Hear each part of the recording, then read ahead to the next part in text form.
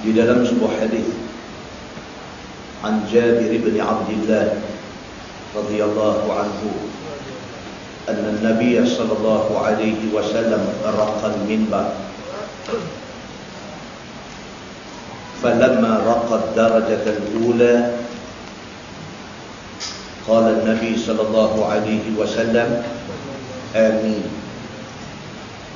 thumma raqa ath-thaniyah فقال النبي صلى الله عليه وسلم آمين ثم رقى الثالثة فقال النبي صلى الله عليه وسلم آمين فقالوا يا رسول الله سمعناك تقول آمين 3 مرات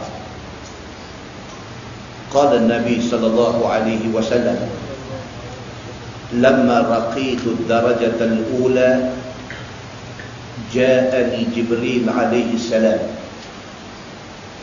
فقال شقي عبد أدرك رمضان فانسلخ منه ولم يغفر له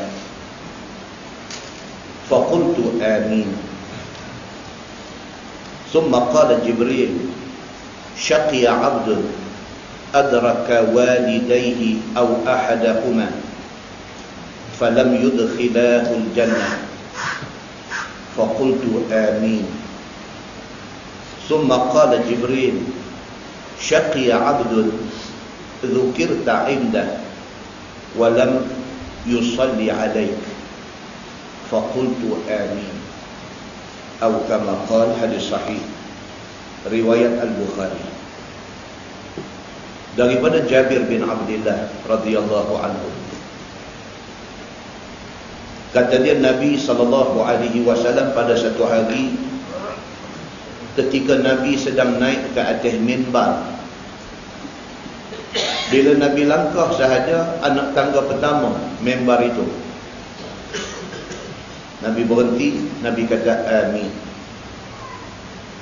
Kemudian Nabi langkah lagi naik anak tangga mimbar yang kedua, Nabi berhenti, Nabi kata amin. Kemudian Nabi naik lagi anak tangga yang ketiga mimbar itu, Nabi berhenti, faqala amin, Nabi kata amin. Mimbar Nabi zaman itu 3 anak tangga. Jadi kalau sampai hari ini pun, kalau mimbar dibuat 3 anak tangga, itu sunnah asal. Itu sunnah asal.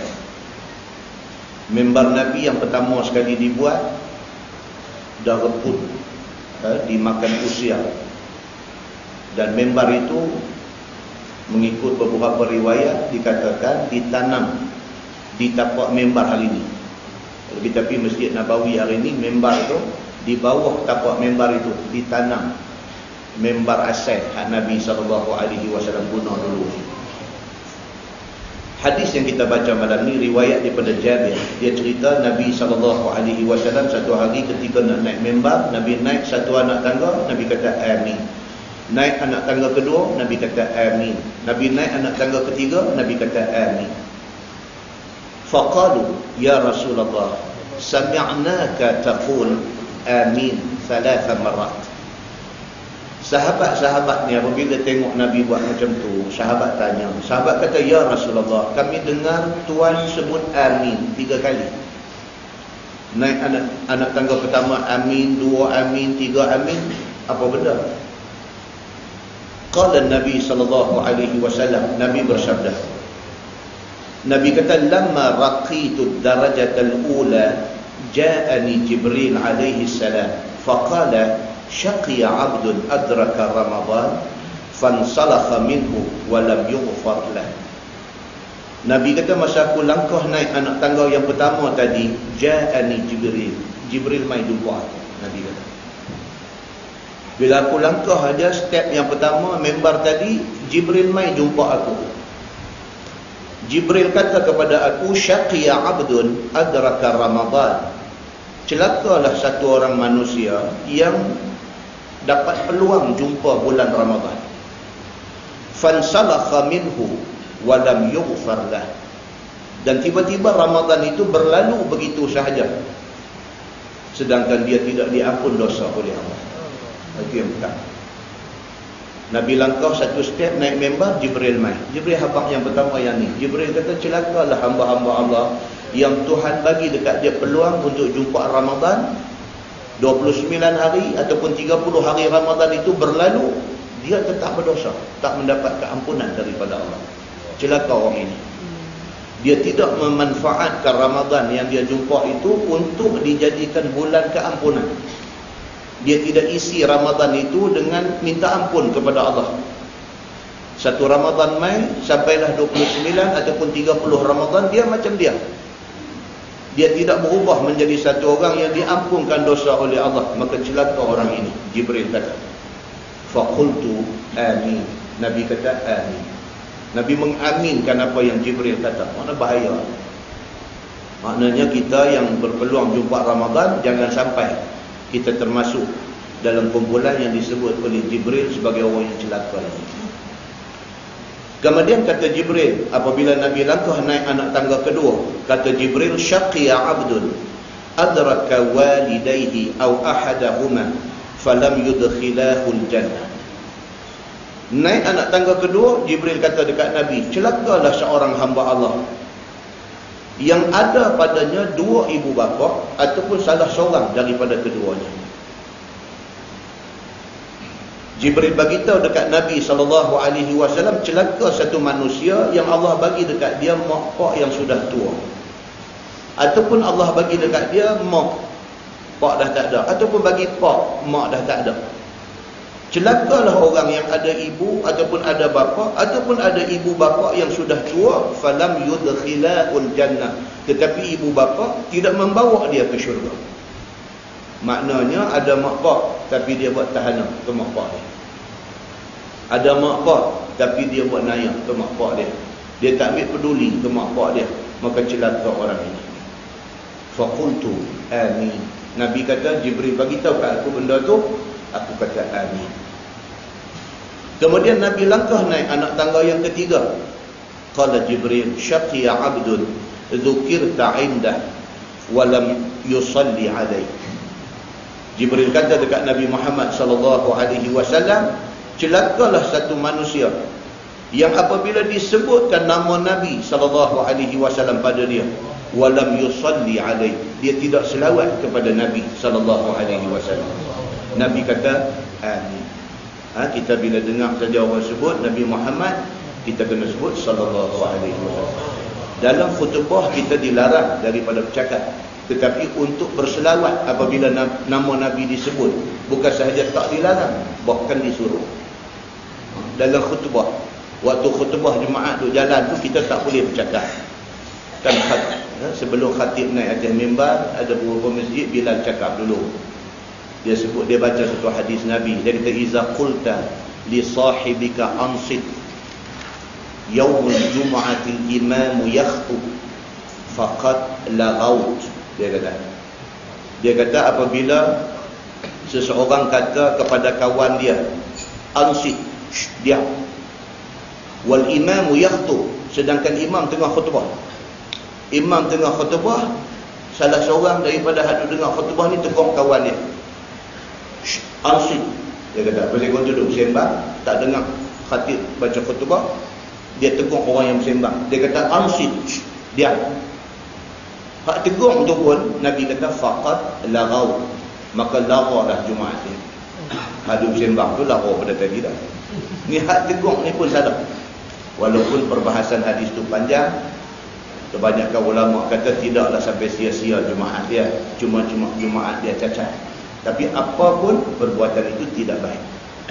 Tapi ketika khutbah Jumaat tu jalan, kalau khatib sebut aja Nabi SAW bersabda, kita disuruh supaya berselawat kepada Nabi, supaya kita tidak terjebak dalam hadis yang kita baca ni, yang disebut oleh Jibril. Dia kata, syaqiya abdun dzukirta indah, celakalah satu orang hamba apabila disebutkan nama Nabi di sisi dia, walam yusalli alaih, dia tidak selawat kepada Nabi SAW. Nabi kata amin. Muslimin dan muslimat yang dirahmati Allah sekalian, saya memilih untuk kuliah ini untuk kita cakap pasal puasa. Mungkin panjang sikit, tapi sangat berkeperluan kepada kita untuk tahu sikit sebanyak tentang puasa. Di dalam sebuah hadis riwayat daripada Abi Sa'id Al-Khudri radhiyallahu anhu, sabda Nabi sallallahu alaihi wasallam, "Ma min 'abdin yasumu yawman fi sabilillah illa ba'adallahu bidzalika al-yawm wajhahu 'anil nar 70 kharifa." Atau kama qala, hadis sahih riwayat Imam Muslim. Sabda Nabi SAW, mana-mana hamba yang puasa satu hari kerana Allah. Nabi sebut dalam hadis ni, ma min 'abdin yasumu yawman fi sabilillah. Mana-mana orang yang dia puasa, walaupun puasa itu satu hari sahaja, tetapi fi sabilillah, kerana Allah. Bukan ada kerana lain, bukan kerana dia nak jaga kesihatan maka dia puasa banyak, bukan kerana dia nak beritahu orang dia rajin puasa, bukan kerana tu, tapi kerana Allah Subhanahu wa taala. Illa ba'adallahu bidzalika al-yawm wajhahu 'anil nar 70 kharifa. Melainkan, kata Nabi sallallahu alaihi wasallam, satu hari yang dia puasa kerana Allah itu menyebabkan Allah jauhkan muka dia daripada neraka sejauh 70 tahun. Hadis itu hadis sahih riwayat Imam Muslim. Nak ambil tu puasa tu lillahi ta'ala. Niat kita semua sama saja, berpuasa esok hari bulan Ramadan fardu itu kerana Allah. Tapi nak dapat ikhlas tu bukan senang. Allah Subhanahu wa taala sahaja Tuhan yang boleh menilai ikhlas kita ni. Allah saja boleh nilai. Mana-mana orang yang menepati piawaian ikhlas yang Allah nak tu, sehari puasa dia menyebabkan Allah jauhkan muka dia daripada neraka 70 kharifa, selama 70 tahun.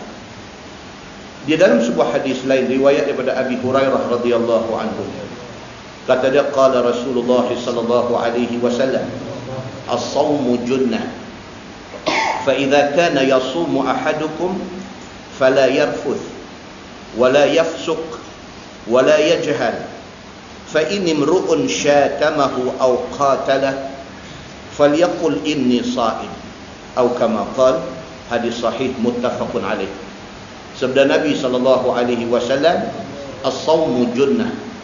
Nabi kata puasa itu adalah satu junnah. Ni maksud dia,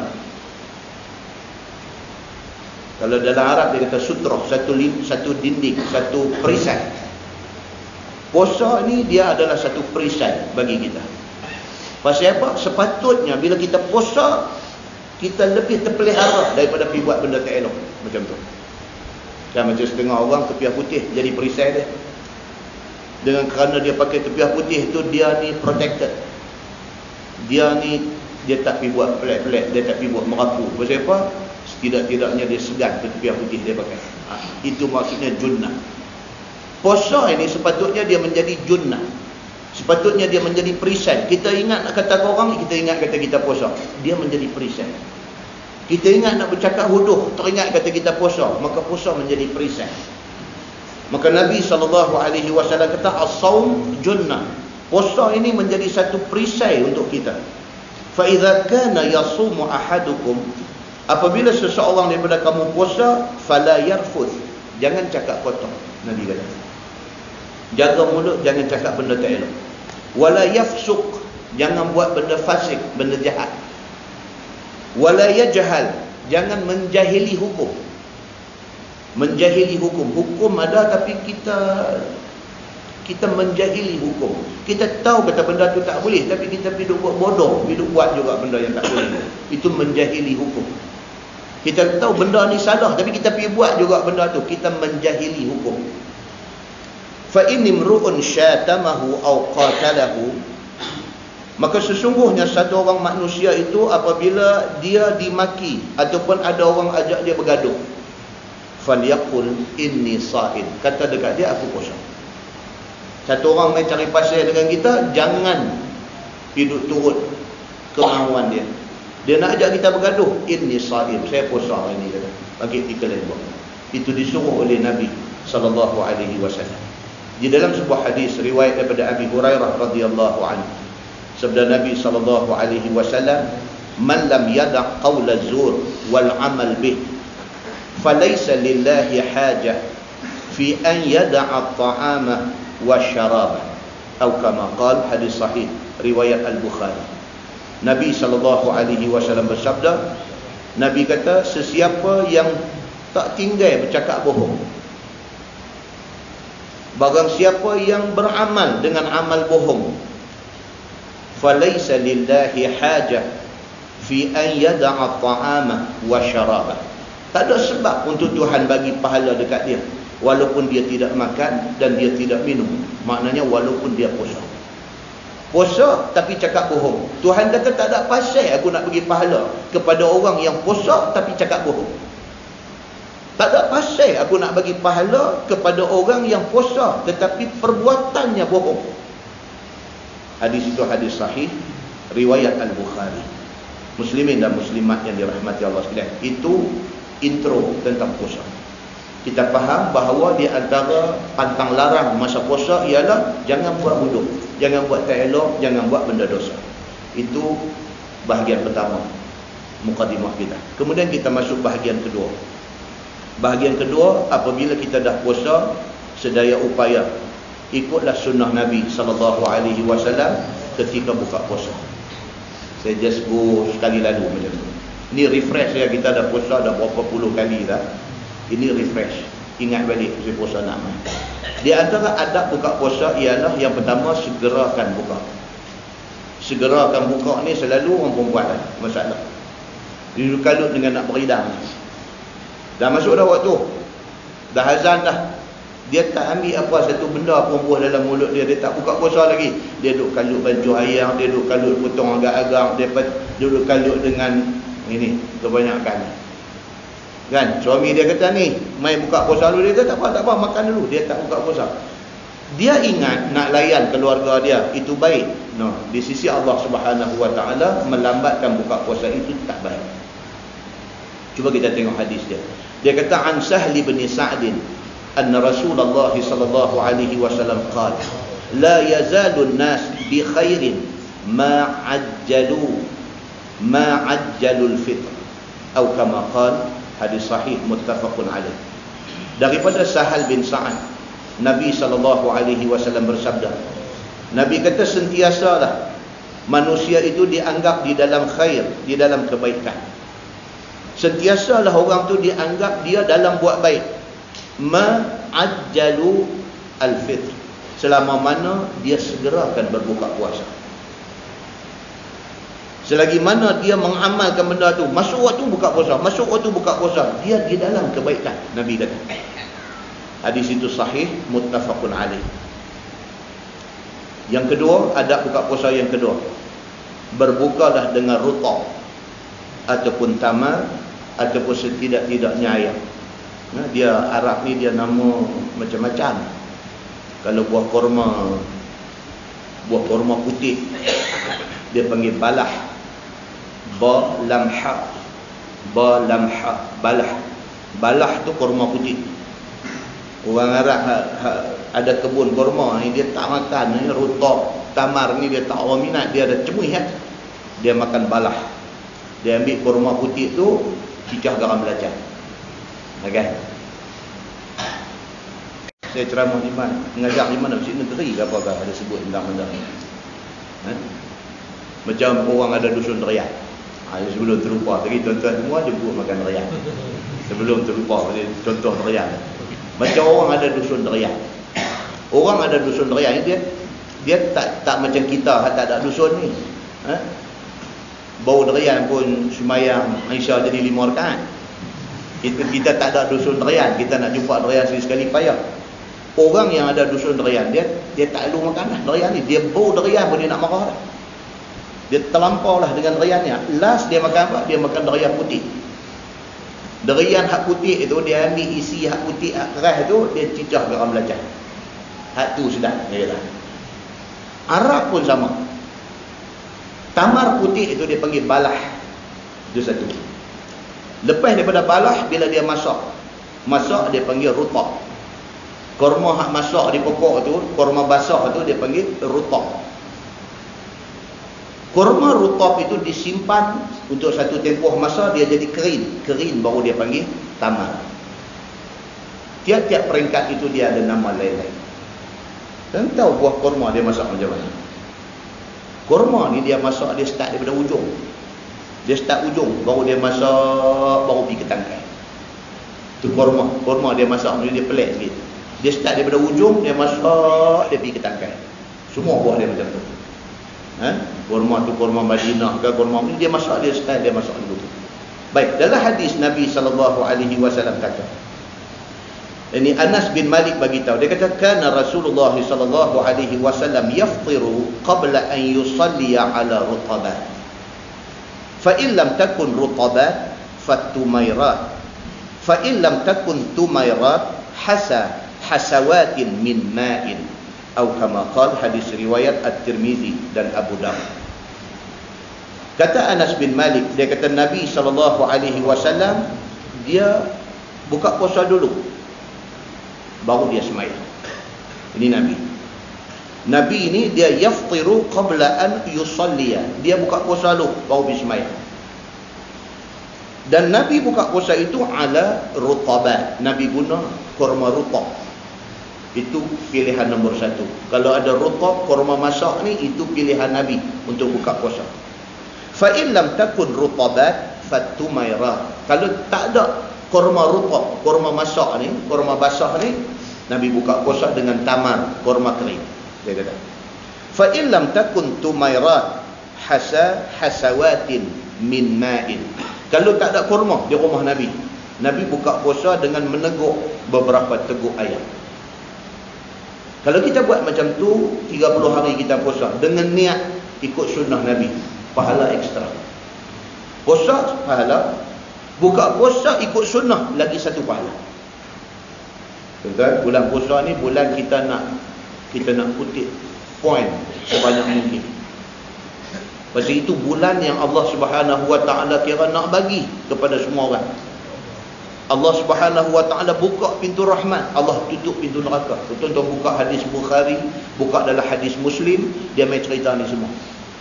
Sayangnya Allah kepada bulan Ramadan ni diperintahkan supaya ditutup pintu neraka dan diperintahkan supaya dibuka seluas-luasnya pintu rahmat, pintu belas kesian Allah. Ini bulan kira Allah nak bagi pahala kepada hamba-hamba ni. Cuma dia minta satu syarat dia. Minta kita ni buat according to perintah dia dan perintah Nabi SAW. Ikut aja yang tu, Allah Subhanahu Wa Taala bagi pahala bersungguh-sungguh kepada manusia. Di dalam sebuah hadis riwayat daripada Salman bin Amir Ad-Dabbi radhiyallahu anhu, kata dia an Nabi sallallahu alaihi wasallam qala, "Iza aftara ahadukum falyuftir ala tamri fa innahu barakah. Fa in lam yajid falyuftir ala ma'in fa innahu tahur." Atau kama qala, hadis sahih riwayat At-Tirmizi dan Abu Dawud. Daripada Nabi sallallahu alaihi wasallam, Nabi kata, apabila buka puasa seseorang kamu, maka bukalah puasa menggunakan tamar. Nabi kata, seberapa boleh. Buka puasa biarlah hak mula masuk dalam mulut kita tu tamar, kerana itu makanan Nabi. Bahkan tidak cukup dengan itu, fa innahu barakah. Nabi kata kerana tamar itu barakah. Satu word, satu perkataan yang kita tak boleh explain. Tuan-tuan nak cerita tentang barakah ni, panggil satu orang yang paling alim agama, panggil satu orang yang paling pandai berbahasa, dia tak akan mampu nak cerita barakah tu apa. Dia boleh cerita, tapi tak sampai ke maksud yang Tuhan maksudkan. Tak sampai. Kerana barakah ini, dia satu anugerah Allah bagi kepada manusia. Satu manusia yang kita tengok pendapatan tak banyak mana, tapi hidup bahagia. Barakah. Boleh habaq lagu tu je. Satu orang yang Allah bagi dekat dia 2-30 ribu sebulan, tapi nampak susah. Bukan susah dari segi kebendaan, bukan susah dari segi materialistik. Dia susah. Dia jiwa tak tenteram, dia selalu susah hati, dia jadi ghaflah, dia jadi tidak ada barakah. Satu orang yang Allah Subhanahu Wa Taala bagi cukup-cukup. Pergi haji, umrah 3 kali pergi. Kok mana main tak tahu duit dia. Ketenangan nampak pada wajah dia. kebahagiaan ada pada dia. Maka itu di antara benda yang dimaksudkan oleh agama sebagai barakah, ada dekat dia. Maka Nabi sebut dalam hadis ni, iza aftara ahadukum falyuftir ala tamrin. Apabila kamu buka puasa, mulakan dengan tamar, fa innahu barakah. Kerana tamar itu buah yang ada barakah. Fa in lam yajid falyuftir ala ma. Tapi kalau dah tak ada tamar, mulakan dengan air buka puasa. Fa innahu tahur. Nabi kata kerana air ini suci dan bersih dia. Baik. Kemudian yang ketiga, adab buka puasa yang ketiga, segerakan salat maghrib. Yang tadi segerakan buka puasa, yang ni segerakan salat maghrib selepas berbuka puasa dengan tamar ataupun dengan air, dengan syarat makanan belum dihidangkan.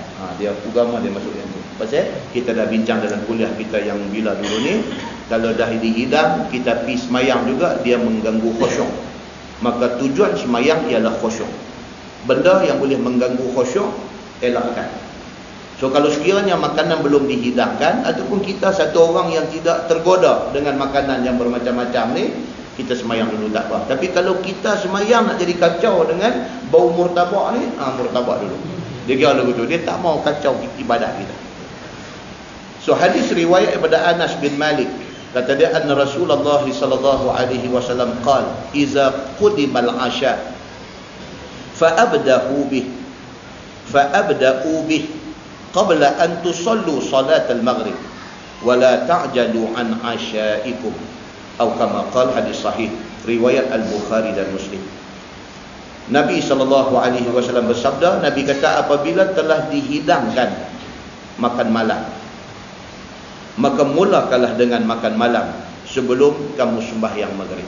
Nabi kata, dalam konteks buka puasa, kalau makanan sudah dihidangkan, makan dulu, Nabi kata. Dan makan tu pula, Nabi kata, wala ta'jalu an asyaikum, jangan tergesa-gesa dalam makan itu. Makan macam biasa, slow and steady.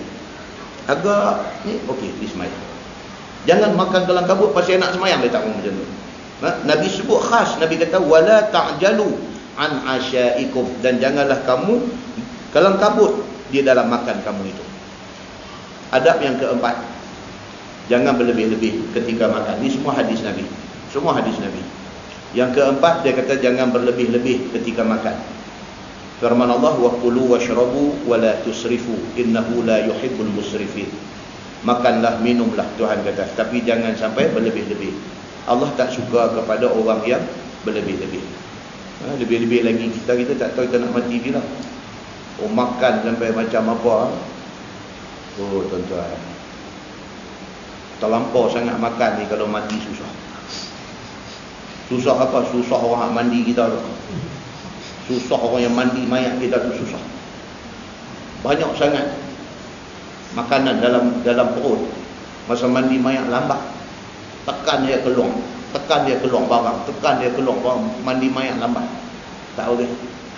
Dia tak boleh. Kita tak tahu ni apa kita nak mati bila. Tak mati berarti kena tulang ikan ke apa, memang cantik lah perut tu dia. Agama dia tak mahu benda-benda macam ni. Adab yang kelima, dia kata baca doa sebelum buka puasa. Baca doa sebelum buka puasa. An Abdillah ibn Amr ibn al-As, qala Nabi sallallahu alaihi wasallam, inna lis-sha'im 'inda fitrih la da'watun ma turaddu, atau kama qala, hadis sahih riwayat Ibnu Majah. Nabi SAW bersabda, Nabi kata, sesungguhnya bagi orang yang berpuasa, ketika nak buka puasa, doanya tidak ditolak. Ini bukan persoalan Allahumma laka sumtu wa bika amantu, bukan persoalan itu. Persoalannya apa? Orang puasa, waktu nak buka puasa, waktu itu mustajab doa. Maka Islam tidak mengikat kita dengan doa tertentu ketika nak buka puasa. Kita tak diikat dengan Allahumma laka sumtu wa bika amantu wa ala rizqika aftartu. Tak diikat dengan doa tu.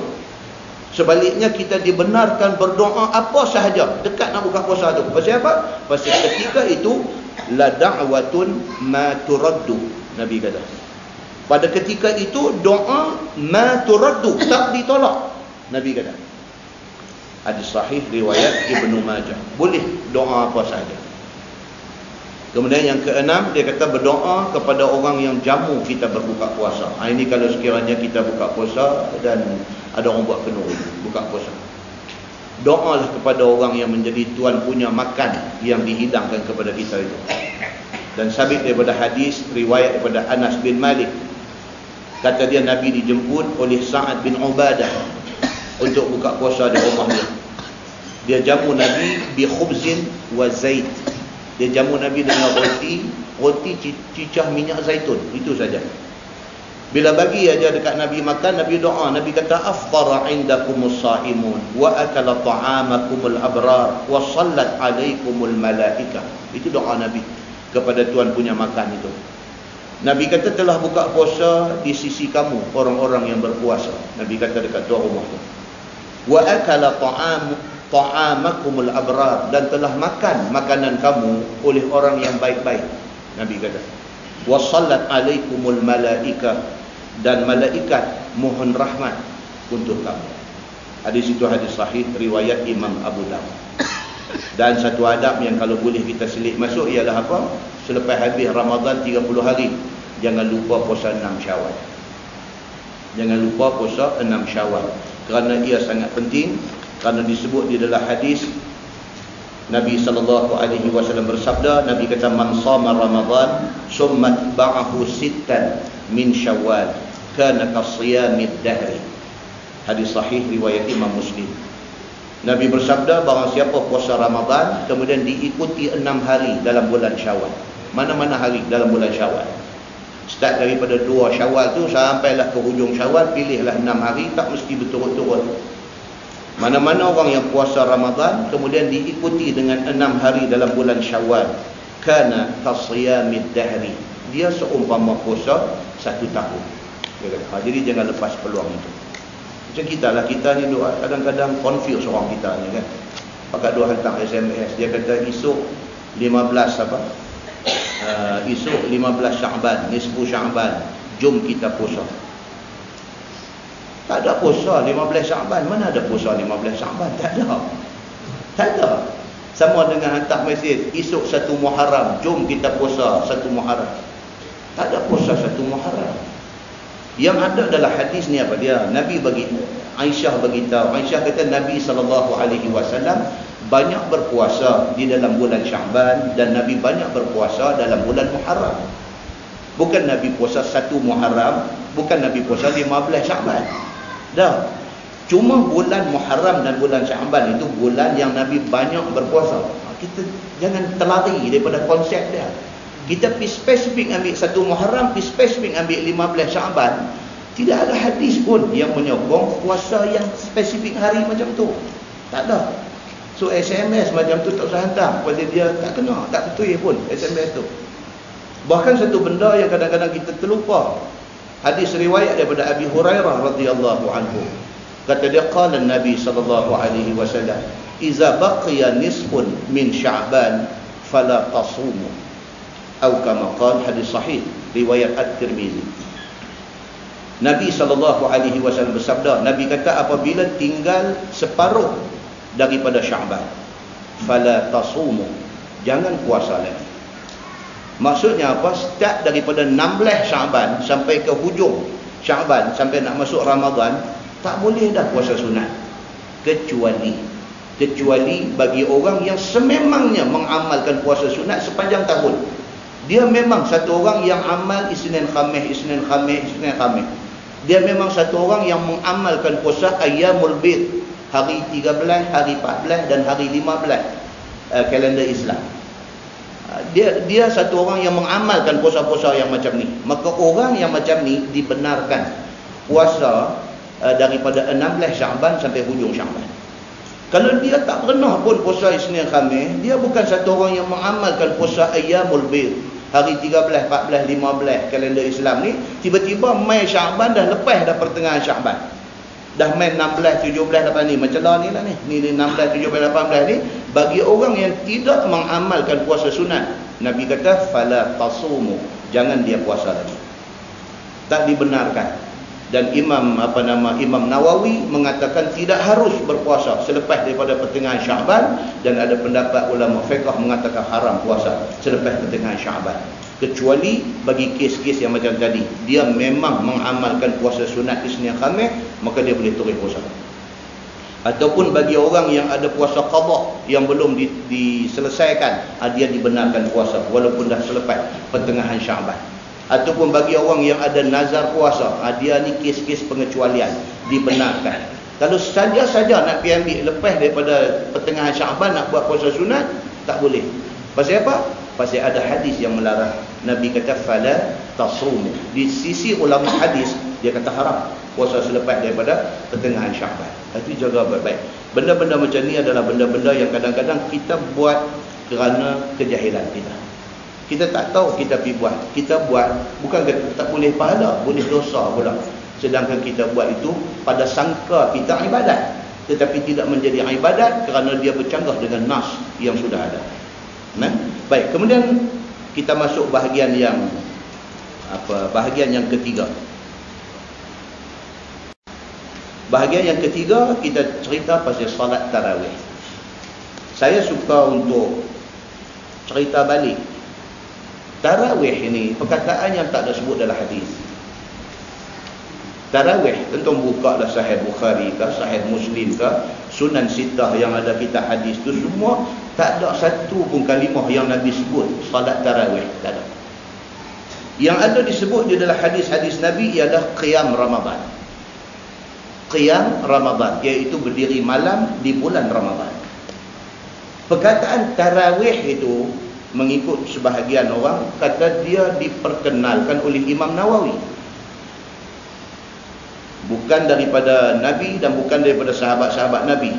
Yang memperkenalkan term tu, nama tarawih bagi sembahyang dalam bulan Ramadan ini ialah Imam Nawawi. Itu sebab kalau kita tengok di negeri Arab, bukan di Saudi saja, di mana-mana negeri Arab, dia pun tak sebut tarawih. Tak sebut.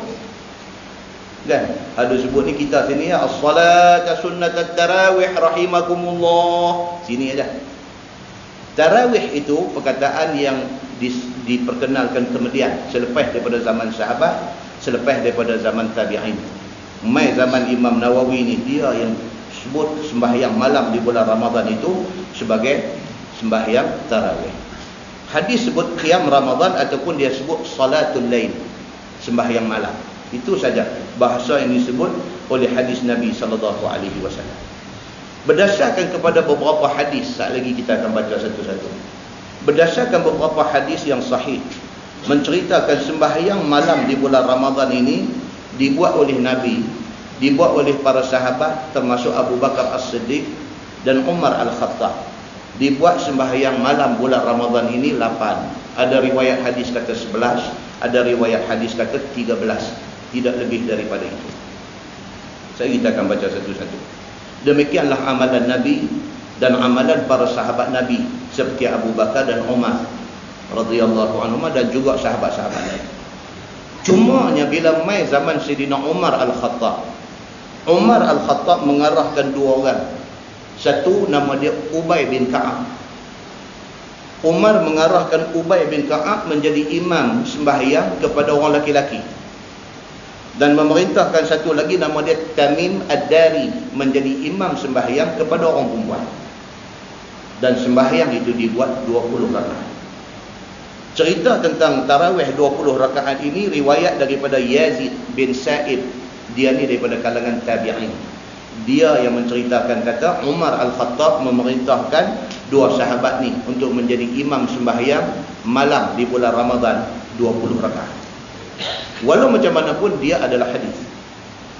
Jadi pertikaian tentang rakaat sembahyang tarawih ni tak ada sebenarnya. Kita boleh buat berapa sahaja.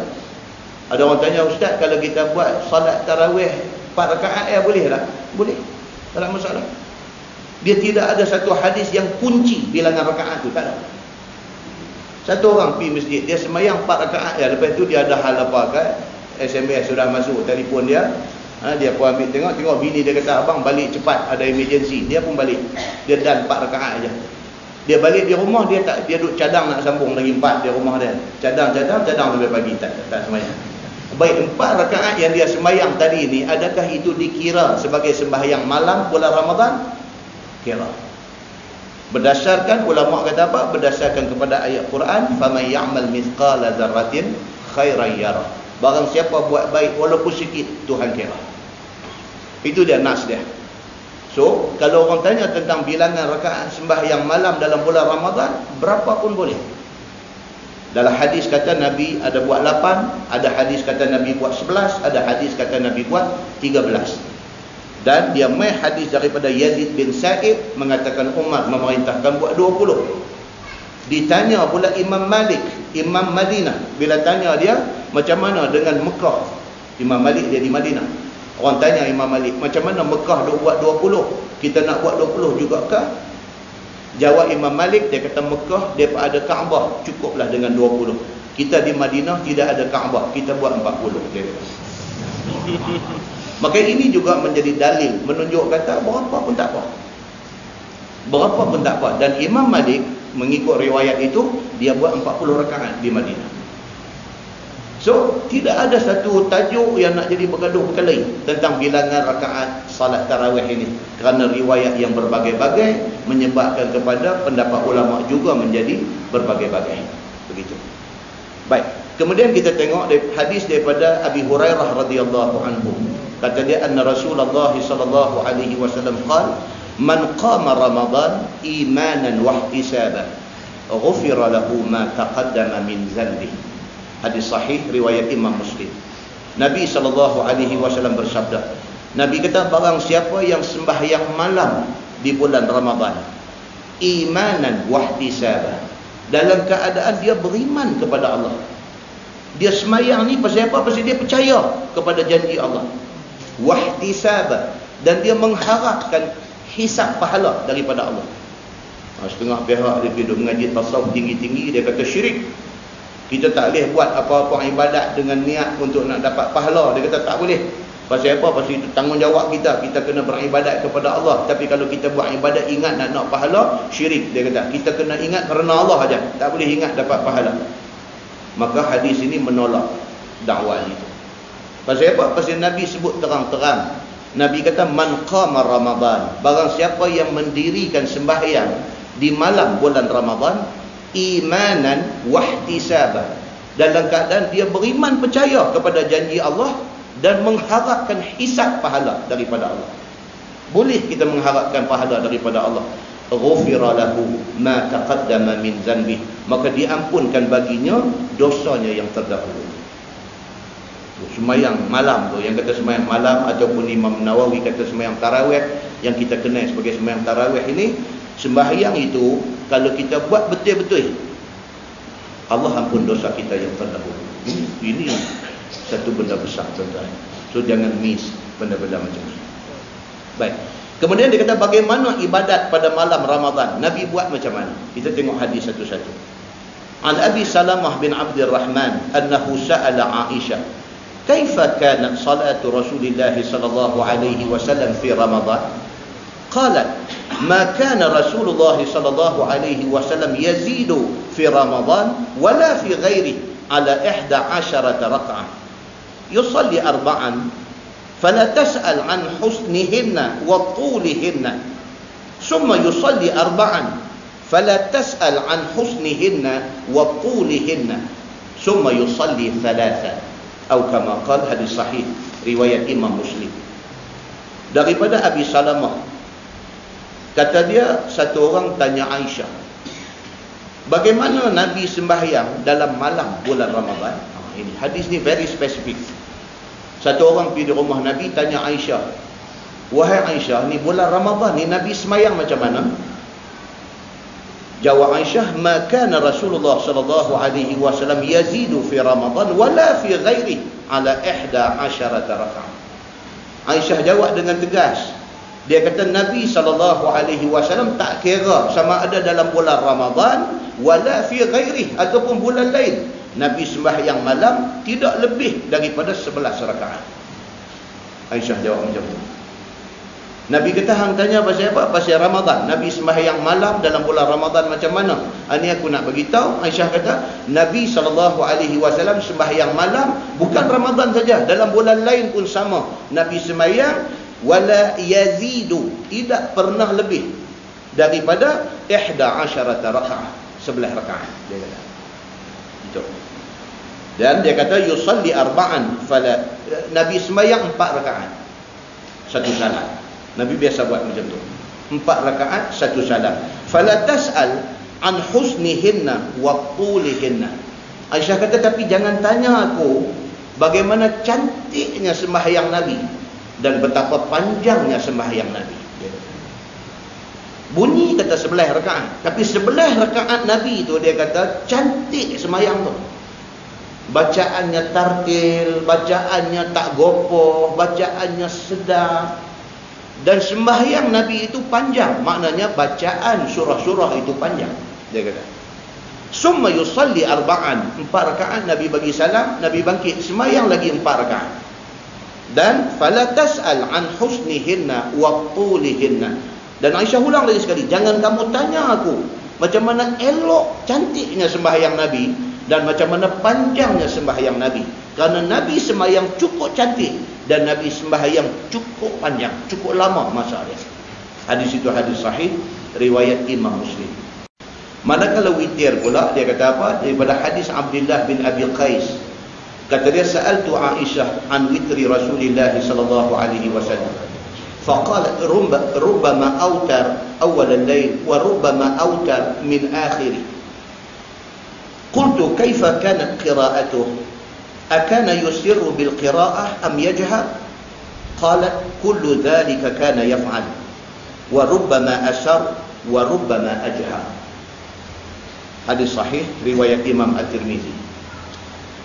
Kata dia, aku tanya Aisyah radhiyallahu anha tentang witir Nabi. Kita nak buat semayang ni, dia kena macam Nabi buat. Bukan kita, daripada zaman sahabat dulu pun bila nak buat ibadat, dia refer balik kepada orang yang paling hampir dengan Nabi. Siapa yang paling hampir? Isteri Nabi. Ditanya, kalau peluang tanya Nabi, tanya Nabi. Tak boleh, tanya isteri Nabi. Tanya balik, Nabi semayang macam mana? Nabi semayang macam mana? Supaya ibadat yang kita buat tu bertepatan dengan yang ditunjuk oleh Nabi SAW. Bila Abdullah bin Abi Qais ditanya Aisyah, dia kata Nabi semayang witir macam mana? Jawab Aisyah, dia kata rubbama autar awal al-lail wa rubbama autar min akhirih. Nabi kadang-kadang witir awal malam.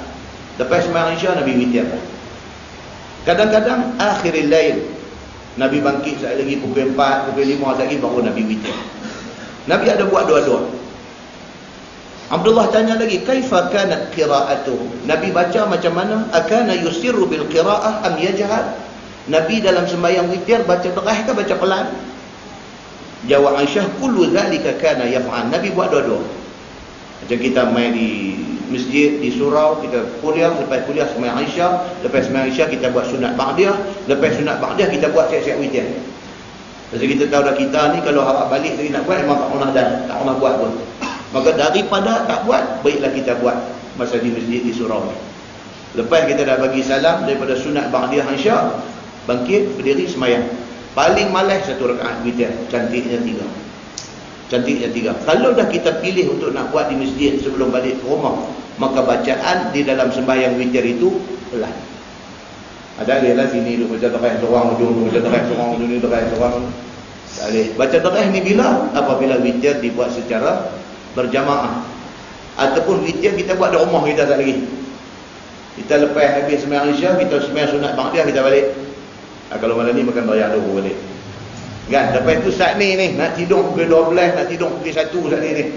Ambil ayat sembahyang sebelum tidur ni, Allahu Akbar. Witir sebelum tidur. Maka witir itu nak baca pelan boleh, nak baca deras pun boleh. Dua-dua dibuat oleh Nabi sallallahu alaihi wasallam. Hadis itu hadis sahih riwayat Imam Muslim, Abu Daud dan At-Tirmizi. Baik, walau macam mana pun dia kata witir yang afdal ialah witir di akhir malam. Pasal apa? Pasal hadis Jabir radhiyallahu anhu. Kata dia, qala Nabi sallallahu alaihi wasallam, man dhanna minkum an la yastayqiza akhirahu falyutir awwalah, Wa man dhanna minkum annahu yastayqizu akhirah falyutir akhirah fa inna salata akhiril lail mahdhurah wa hiya afdal. Hadis sahih riwayat Imam Muslim, At-Tirmizi dan Ibnu Majah. Nabi bersabda, Nabi kata barang siapa yang rasa dia tak boleh nak jaga malam, dia rasa dia kalau tidur ni subuh lah, dia semua tiket ekspres. Dia kalau ambil tiket lepas Hansha ni memang pagi surah baru sampai destinasi dia. Dia memang tak pernah lah nak jaga pukul 2, pukul 3 ni, tak pernah. Kalau dia jenis macam tu, falyutir awalah, witir awal. Lepas Hansha buat siap-siap. Gitu. Tetapi barang siapa yang rasa dia boleh bangkit akhir malam, dia jenis orang boleh jaga akhir malam, Nabi kata falyutir akhirah, witir tunggu sekejap lagi. Masa bangkit pukul 4 sekejap lagi baru buat witir. Pasal apa? Fa inna salata akhiril lail mahdhura. Nabi kata kerana sembahyang di akhir malam, sembahyang pukul 4 pagi, pukul 4.30 pagi, pukul 5 pagi ni mahdhura, dihadiri. Maksudnya apa? Dihadiri oleh malaikat.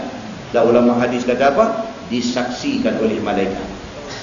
Wahia afdal. Nabi kata itulah yang paling afdal. Nabi kata itu dalam kes apa? Luar daripada bulan puasa. Ini kita nak kena tahu. Itu bagi kes luar daripada bulan puasa. Dalam bulan puasa, witir yang paling baik ialah witir yang dibuat sekali dengan imam. Elok dibuat sekali dengan imam. Pasal apa? Pasal di sana ada satu hadis Nabi sallallahu alaihi wasallam. Nabi sallallahu alaihi wasallam bersabda, Nabi kata man qama ma'al imam hatta yansarif kataballahu lahu qiyama lailah. Atau kama qala, hadis sahih riwayat Imam An-Nasai. Yang ni kita jarang dengar hadis ni. Nabi sallallahu alaihi wasallam bersabda, Nabi kata barang siapa yang sembahyang malam di dalam bulan Ramadan bersama dengan imam hatta yansarif, sehinggalah selesai imam sembahyang. Maknanya bukan balik tengah jalan. Barang siapa yang sembahyang tarawih, dia sembahyang daripada awal sama dengan imam hatta yansarif, sehinggalah imam selesai semua sembahyang dia. Kalau dia ikut imam hak 20, dia pun sampai 20. Kalau dia ikut imam yang buat 8, dia pun sampai 8. Barang siapa yang sembahyang malam dalam bulan Ramadan bersama dengan imam hatta yansarif, sehinggalah imam selesai sembahyang semua sekali, kataballahu lahu qiyama lailah, maka Allah tulis kepadanya orang yang melakukan qiyamul lail bulan puasa. Ulama hadis kata apa? Mafhum daripada hadis ini, geng hadap balik tengah jalan, dia tidak dapat pahala qiyamul lail. Dia dapat pahala tarawih sahaja. Dia dapat pahala sembahyang tarawih 8 rakaat, tu imam duduk sambung lagi, dia dah balik dah, dia dapat pahala yang dia sembahyang. Tetapi tidak ditulis di sisi Allah, tidak ditulis dia qiyamul lail dalam bulan Ramadan. Itu pendapat yang dipegang oleh semua ulama hadis tentang tafsiran hadis ini. So benda ni tentang, kalau boleh compromise, that is the best. Kalau boleh compromise, kalau kita dah kenal pasti penduduk di kawasan kita ni semua jenis 8 rakaat ni, tak usah duduk penerai 20. Pasal apa? Pasal tinggal pun 7 orang yang duduk. Kita ada tengok dah di masjid-masjid ni, tinggal satu sah pun tak penuh. Yang tadi ni sampai ke kolam. Sampai ke kolah, kita tanya lah masjid tu besar ke kecil, tapi sampai ke kolah orang. Dia main Al-Khalifah tu apa ni, dia main 8 ni tak lagi pakai mangkit keluar abu kasut royong redang. Memang tengok tinggal imam tu pun kalau boleh nak balik. Imam tu pun dia kalau boleh dia pun dia cukup tension dengar daripada abu kasut balik ni. Tapi nak buat macam mana dia imam? Dan masjid memutuskan nak buat 20. Kan, jadi kalau dia pun cunggit balik kacau lah. Jadi dia terpaksa lah, dia pun bacaan masa 8 hak mula tu semangat ni berkobar-kobar. Dia main hak ke-9 ni, dia baca pun angin dah korang setengah dah. Lagu pun dah jadi tak apa nak sedap, napas pun pendek. Itu satu bab. Bab yang kedua pada ni yang Nabi kata ni, man qama ma'al imam hatta yansarif. Barang siapa yang berdiri malam sembahyang bersama dengan imam hatta yansarif, itu perkataan yang menjadi fokus dia, sehinggalah selesai sembahyang semua. kataballahu lahu qiyama lailah, maka Allah tulis bagi dia ni pahala qiyamul lail bulan Ramadan. Syarat nak dapat tu, tulis pahala qiyamul lail Ramadan tu, syarat dia apa? Hatta yang sarif, dia kena habis sama dengan imam. So kalau dia balik atas apa alasan pun, dia tak dapat pahala qiyamul lail, tapi dia dapat pahala sembahyang tarawih yang 8 rakaat itu, dia dapat. Jadi sayang, tentu sayang. Jadi kita menyimpulkan apa? Dalam bulan Ramadan kita pergi masjid. Kalau kita ni jenis nak kena 8 saja, pasal kita ni komitmen kerja banyak, esok apa ni kerja di rumah nak kena settle yang tu yang ni dan sebagainya, pilih masjid yang memang buat 8. So kita habis sama dengan imam, ditulis kepada kita pahala qiyamul lail. Itu yang sebaik-baiknya. Dan jangan kompromis adalah paling cantik. Kalau boleh buat seorang hantar ke masjid, cadangkan. Dalam satu kawasan ni adakan satu masjid saja yang buat 20. Siapa nak pergi 20 semua situ. So mereka akan dapat pahala qiyamul lail 20. Ramai ni dia banyak-banyak masjid lain buat 8 saja. Pasal apa? Pasal mengambil kira kesibukan orang lain. Sibuk kan hari ni, kuliah pun tak ramai. Tu nak kata tak sibuk macam mana lagi, kuliah pun tak ramai. Kalau nak terserempak tengok, kita tak dan tanya lagi, dia abang Allah minta maaf lah Ustaz, saya tak ada bila mau, kita tak tanya pun hang mai ke tak mai. Tapi Allah Akbar, saya minta maaf lah, tak dan saya kalut lah ni kerja ni duk balik ke 8.30 9, 8.30 9, duk sampai rumah kena ke 10 sampai Allah, tak dan saya. Dia kata saya tak tanya pun. Tapi dia rasa guilty. Pasal apa kan? Dia sibukkan kerja. Tak boleh kata apa. Ni kita di sini ni kalau nak jam pun seberang jaya sikit aja, nak turun Jambatan Pulau Pinang sikit aja. Tengok bayangkan sahabat kita di Kuala Lumpur. Turun kerja ni subuh ni duk minta, kalau subuh lewat ni susah hati lah. Kalau subuh lewat susah hati, duduk Ulu Kelang kerja Putrajaya. Tu nak canggah api tu pukul 6 kena turun lah. Pukul 6 kena turun balik. Kira kuliah maghrib ni memang tak ada nak. Dia kata Ustaz nasib baik ada kaset ni boleh duk dengar macam kita. Nasib baik dia kata ada kaset. Tu nak tanya Ustaz satu, dia kata. Apa dia? Tak, saya dapat tak pahala duduk dengan malaikat ni kata.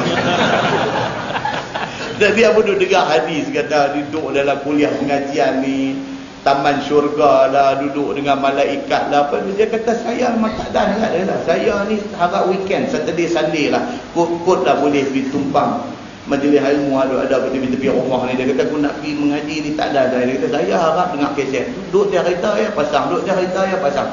Saya kira macam mana Ustaz, kira malaikat ada sebelah kah? Dia kata dia boleh tengok lah, nampak. Oh nampak dia janggut putih bayang-bayang ada sebelah ada lah kot. Tuan-tuan, kita tak boleh kata kat dia. Pasal apa? Kesibukan kerja. Kesibukan kerja. Kita tak boleh kata kat dia, kita tak boleh nak hina dia, jauh lebih sekali tak boleh. Karena kita kena memahami kesibukan orang lain. So berbalik kepada hal sembahyang tarawih ni pun, dia kena rahim benda-benda macam ni. Kalau tidak, sayanglah. Pasal apa? Hadis tadi dah bagi tahu. Kalau dia sembahyang tidak tunggu sampai hatta yang sarif, sampai imam selesai, dia balik sama dengan selesainya imam sembahyang, barulah Allah tulis kepada pahala qiyamul lail. Jadi dia tak dapat yang tu, pasal dia turun tengah jalan. Dia naik bas, dia tak sampai ke stesen betul tu, dia tengah jalan terjun turun lah. Jadi dia tak dapat pahala tu, kesianlah dekat dia. Kalau ada satu pilihan dekat dia, surau mana ke, buat 8 rakaat ke apa, dia pergi dan dia sembahyang sekali dengan tarawih dengan witir, dan dia tamam sembahyang dia sama dengan imam habis sembahyang, insya-Allah dia dapat apa yang disebut oleh Nabi SAW di dalam hadis tadi. Nah, muslimin dan muslimat yang dirahmati Allah sekalian. Jadi itu dia antara refresh yang kita nak buat sebelum mainnya bulan puasa ni. Kemudian kalau kita nak ambil tambahan dia, kita kata apa? Balik kepada soalan tadi, kalau sekiranya kita sembahyang dengan imam, elokkah kita buat witir sama dengan imam ataupun kita hold dulu witir kita, pasal saat lagi kita cadang nak bangkit masa sahur, nak buat tahajud, kemudian baru nak buat witir. Jawapan dia berdasarkan kepada hadis tadi ni, sebaik-baiknya kita tarawih dan witir bersama dengan imam. Untuk kita nak ambil kataballahu lahu qiyama lailah, nak ambil itu Allah tulis nama dia sebagai orang yang buat qiyamul lail, buat yang tu dulu. Saat ni bangkit sahur, kalau jaga buat balik. Kita nak buat tahajud ke apa ke buat. Dan di sana ada lagi dua pendapat. Satu pendapat kata tidak perlu witir lagi. Pasal apa? Pasal sabit daripada hadis Nabi SAW. Nabi kata la witrani fi lailah. Tidak ada dua kali witir dalam satu malam. So, oleh kerana kita dah tarawih, dah witir dah tadi, masa bangkit sahur kita cuma buat tahajud sahaja, tidak ada witir lagi. Satu pendapat lagi pula, dia kata apa? Kalau sekiranya benda tu tidak dirancang, maknanya dia tak plan untuk nak buat dua kali witir. Aku malam ni nak buat witir dua kali. Dia tak plan macam tu.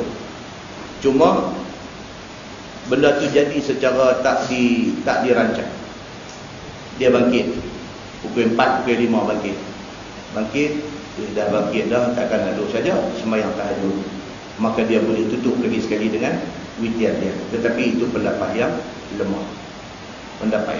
Pendapat yang kuat, dia kata apa? Kalau sudah buat witir tadi, memadai dengan itu saja witir. Tidak ada dua witir dalam satu malam. Itu benda yang selalu menjadi muskil kepada kita semua. Kemudian saja satu tambahan lagi tentang cara duduk di dalam solat. Cara duduk tahiyat akhir di dalam solat yang 2 rakaat ni.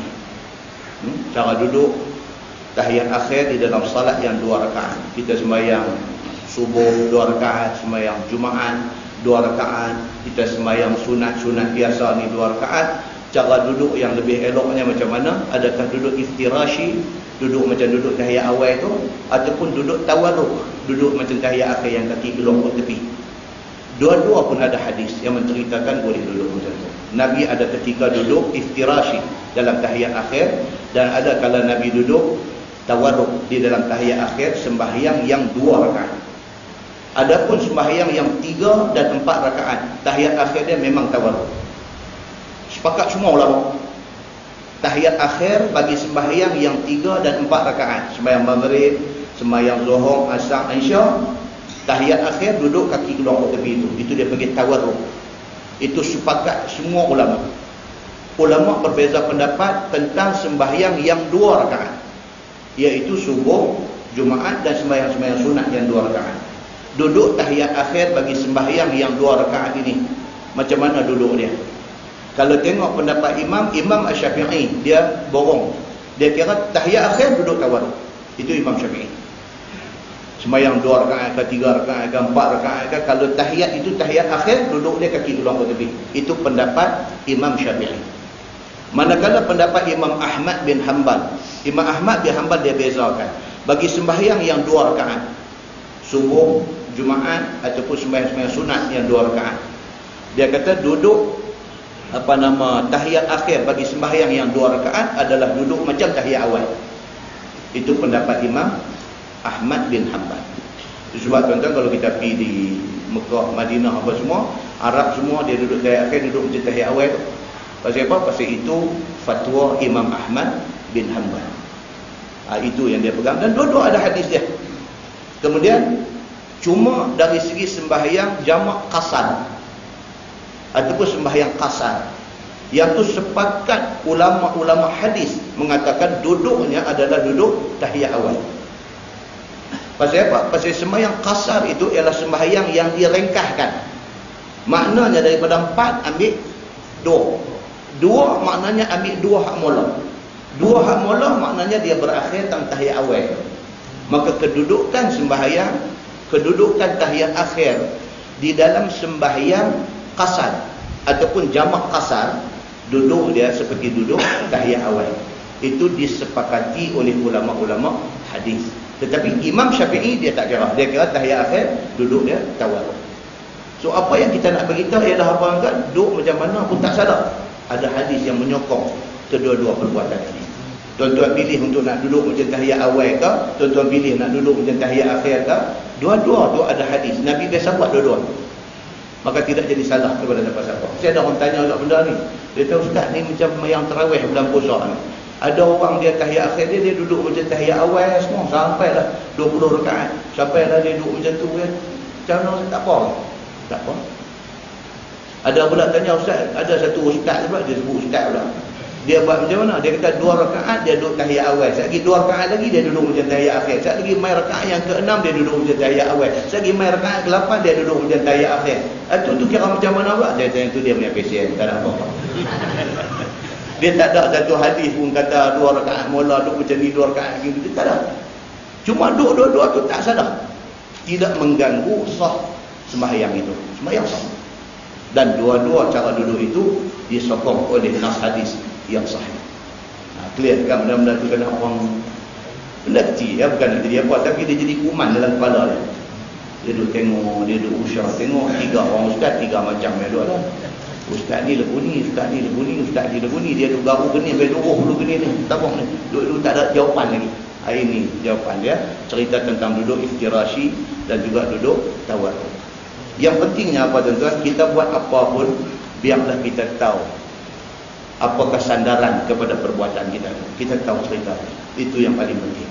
So kesimpulan kepada briefing Ramadan kita ni, yang pertama, biarlah puasa kita tahun ni akan menjadi puasa yang lebih baik daripada dulu-dulu. Kesimpulan dia. Mudah-mudahan puasa tahun ni menjadi puasa yang terbaik berbanding dengan kita puasa-puasa dah berapa puluh kali lagi. Kali ni bagi cantik. Yang kedua, kita cuba untuk berjanji dan berazam untuk jaga adab-adab puasa sungguh-sungguh. Puasa kali ni mulut semua kita jaga elok. Di tempat kerja ni kawan ada rajin melawak dengan kita, ada nakai, ada kacau kita ni apa-apa semua pun awal-awal kita abang ni aku melawak dengan dekat hari ni ya. Esok 1 Ramadan tolong jangan ada kacau aku nak pergi cantik puasa kali ni. Jaga mulut kita daripada benda-benda yang boleh jadi dosa. Dan kita berjanji dan berazam untuk sedaya upaya nak amalkan sunnah Nabi waktu buka puasa. Sedaya upaya nak buat macam mana sunnah Nabi. Nak rasa tu manisnya kita hidup kita apabila kita ikut sunnah Nabi. Yang ketiga, kita berjanji dan berazam untuk tak mau tinggal qiyam Ramadan sepanjang Ramadan. Tak mau tinggal qiyam Ramadan. Ditakdirkan dia jadi ada apa hal apa-apa di rumah sebelum tidur buat juga. Kan kadang-kadang dia nak jadi apa ke cerita, pergi jadi emergency apa ke kalau main malam tu tarawih kita miss. Jangan miss tarawih di masjid, kita tak buat, kita buat di rumah. Lepas kita sembahyang Isya, sembahyang 2 rakaat. Niat kita sembahyang tarawih 2 rakaat 8, lepas tu witir. Jangan miss walaupun satu malam. Ramadan kita ni biarlah kita tak tinggal qiyam Ramadan sepanjang bulan Ramadan. Dan kita berjanji dan kita berazam untuk nak salat sama dengan imam hatta yang sarif, sampai imam habis bagi salat, supaya ditulis nama kita ni sebagai orang yang qiyam pada waktu malam. Yang tu jangan miss, sayang tu kan, kita terlepas satu peluang tu sayang. Dan kita berjanji dan kita berazam untuk nak jadikan puasa kali ini sebagai penebus kepada dosa-dosa kita. Dan mukadimah hadis kita baca tadi, Nabi naik tangga mimbar tadi, jangan lupa. Nabi naik tangga mimbar yang pertama, Nabi kata amin, yang kedua amin, 3 amin. Sahabat tanya apa hal? Nabi kata apa? Tadi aku langkah saja anak tangga yang pertama, Jibril main. Jibril apa mula tadi? Lupa, kena mula balik pula. Ramadan dulu kan, Jibril main habaq pasal Ramadan dulu. Celakalah satu orang hamba Allah yang Ramadan main kat dia, Ramadan pi, dia tak diampunkan dosa. Nabi kata amin. Next step yang kedua, Jibril kata apa? Celakalah orang yang ada ibu bapa yang sudah tua, ataupun ada mak saja atau ada pak saja. Tiba-tiba ibu bapa ini tidak menjadi sebab dia masuk syurga. Kan Nabi kata amin. Naik lagi satu step yang ketiga, Jibril kata apa? Selawat Nabi. Dan siapa yang tidak selawat, maka dia ni celaka dia. Dan hadis itu hadis sahih riwayat Al-Bukhari. Jadi kita berazam supaya puasa kita kali ini betul-betul menjadi puasa yang menebus segala dosa dan kesalahan kita yang telah kita buat sebelum daripada ini. Mudah-mudahan saya mendoakan kesejahteraan kepada tuan-tuan semua, dan tuan-tuan doakan kesejahteraan untuk saya, dan mudah-mudahan bulan puasa ini betul-betul menjadi bulan ibadah kepada kita semua, insya-Allah. Nah, kita lagi sekali peringat, bayar tu kalau tuan-tuan tak makan, nak jadi masalah besar. Tuan-tuan kena makan. Kita tanggung dengan tasbih kafarah dan surah al-Nas.